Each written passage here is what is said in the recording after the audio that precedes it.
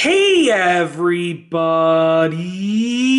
I'm here today to tell you and show you how to charge an Apple Watch Series 6.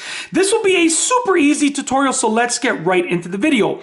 In order to charge your Apple Watch Series 6, you obviously need the actual device, and then you need the charging cord that came with the device, and then you need the power brick. As far as I can remember, it didn't come with a power brick right here, but you probably have a lot of these lying around from your other devices anyways.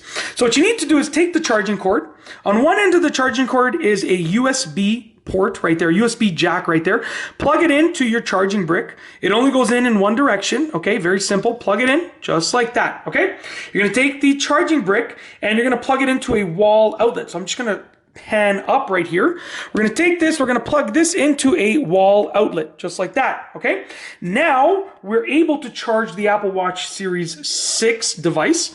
Now, you'll notice that on the other end, we have this piece right here, and this is flat, and this is curved, okay? The flat part is the part that rests on the surface, on the table, on the counter, on whatever surface you're charging the Apple Watch Series 6 on, okay? The curved part coincides with the curved part of the underside of the Apple Watch, and it's magnetic. So check this out. As I put this on right here, it just stays in place, and it's actually charging the device, as you can see right there.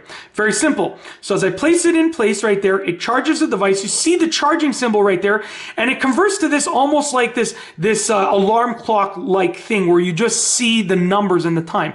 Really, really cool, really convenient function. And as you can see, it's magnetic, so it's staying in place. That's it. That is how to charge an Apple Watch Series 6. If you like this video, please be sure to give it a thumbs up. Let me know what you think down below as a comment. And of course, be sure to subscribe for more great videos just like this one. And that's all I have for you today. Thanks for watching.